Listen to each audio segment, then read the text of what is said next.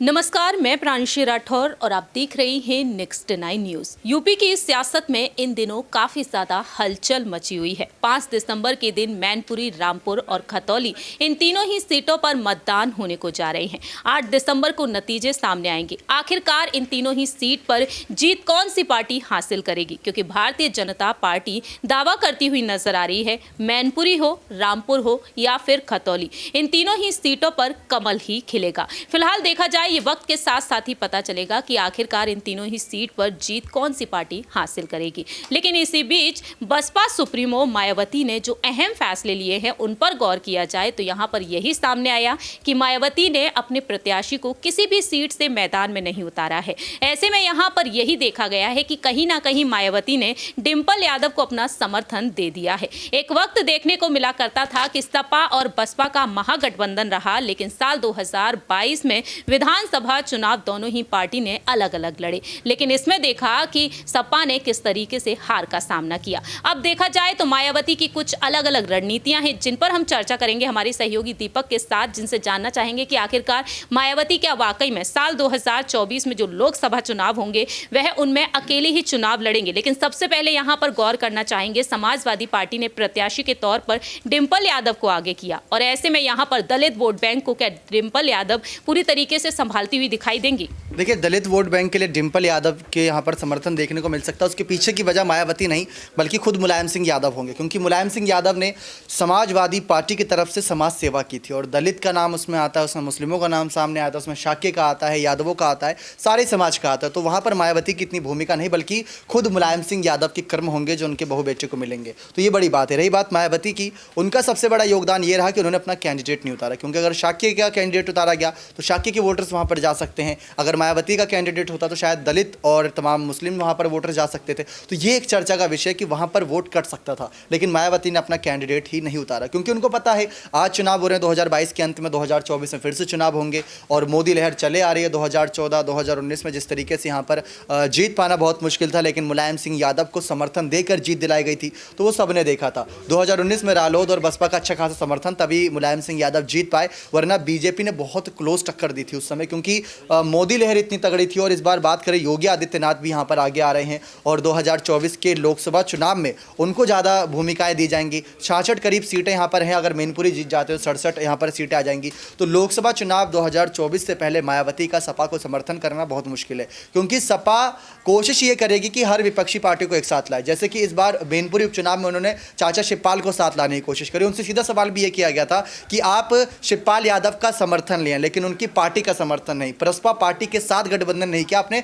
चाचा को अपने परिवार की तरफ से आगे लाए। तो इन दोनों में बहुत अंतर है। तो मायावती का भी ठीक वैसे ही समर्थन रहा, उन्होंने यहाँ पर भारी तौर पर समर्थन जताया। उन्होंने कुछ मुद्दे पर बीजेपी को कटाक्ष किया था ट्वीट करते हुए, ताकि बीजेपी पर निशाना साधा जा सके। उन्होंने यहाँ पर डिंपल यादव का कभी भी जिक्र नहीं किया, क्योंकि एमसीडी इलेक्शन में भी वहाँ पर उनकी पार्टियाँ कई सारे सीटों पर अपने कैंडिडेट को उतारे हुए हैं, वहाँ पर भी उनकी काफ़ी नज़रें हैं। तो ऐसे में राष्ट्रीय स्तर की पार्टी अकेले मायावती हर तरफ नज़रें नहीं दे सकती, लेकिन पिछली बार आजमगढ़ में, रामपुर में और इस बार रामपुर और यहाँ पर मैनपुरी सीट पर अपना कैंडिडेट न उतारना, ये सब बसपा पार्टी के लिए ही नुकसान है, क्योंकि अगर बसपा इन्हीं बड़ी सीटों पर नहीं उतारेगी अपना कैंडिडेट तो उनका धीरे धीरे नाम, उनका वर्चस्व भी जनता के बीच से विश्वास। लेकिन यहाँ पर क्या वाकई में मायावती को एक डर रहा, क्योंकि 4 लाख से अधिक यहाँ पर यादव वोट बैंक रहा, 3 लाख से अधिक शाक्य और 2 लाख से अधिक यहाँ पर मुस्लिम वोट बैंक बताया जाता है, लेकिन यहाँ पर तकरीबन 1.25 लाख के करीब यहाँ पर दलित वोट बैंक है। तो क्या मायावती को पहले से ही डर था कि यहाँ पर जीत उनकी पक्की नहीं है, इस वजह से कहीं ना कहीं दिल्ली एमसीडी के चुनाव की तरफ उनका रुख दिखा?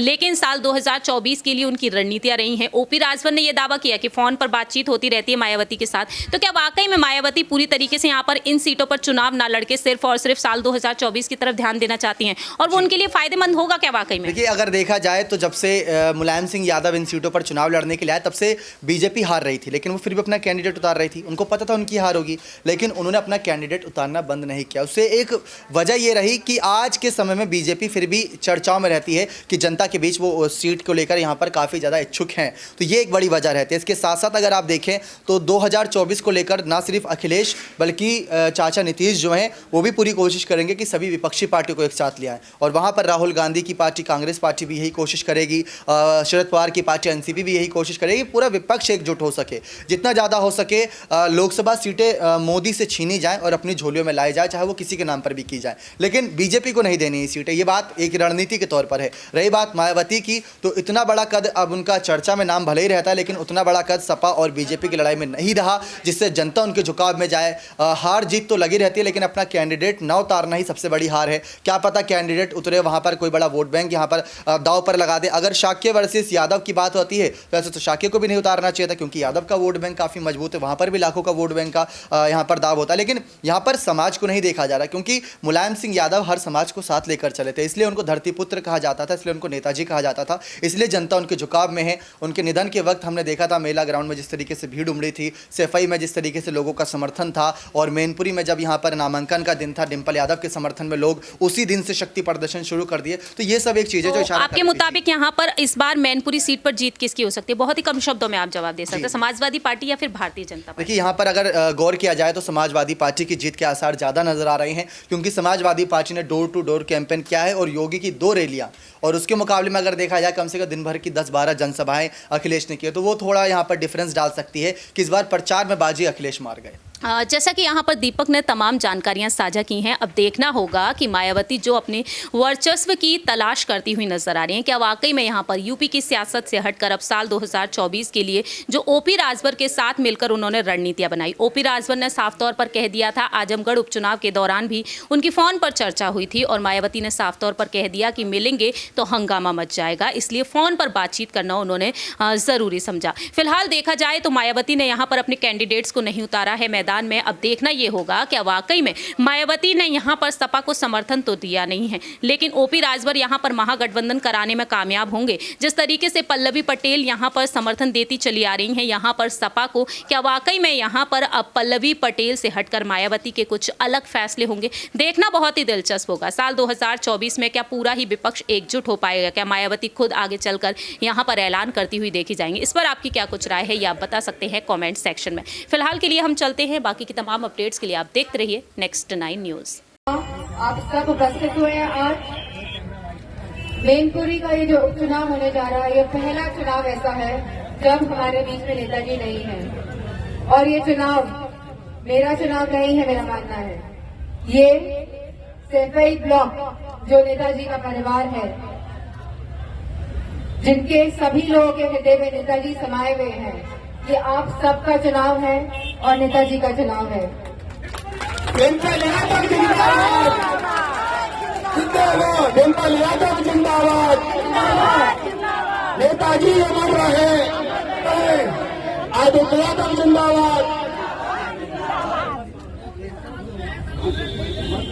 मैनपुरी का उपचुनाव तो समाजवादी पार्टी जीतने जा रही है, लेकिन अब आपका और हमारा ये दायित्व बनता है कि एक भी वोट कम ना हो पाए।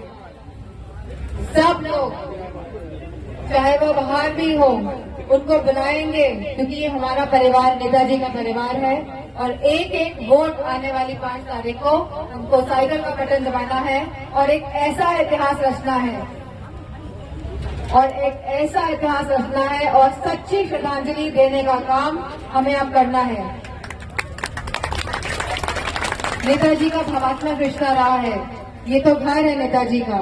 मैं आप सबकी बहू हूँ, और मुझे लगता है कि जब परिणाम आएंगे और जब इतनी जीत होने वाली है इतने वोटों से, तो इतिहास रचने का काम ये सफाई ब्लॉक करेगा। इन्हीं शब्दों के साथ मैं आप सबका धन्यवाद और आभार। डिंपल यादव जिंदाबाद।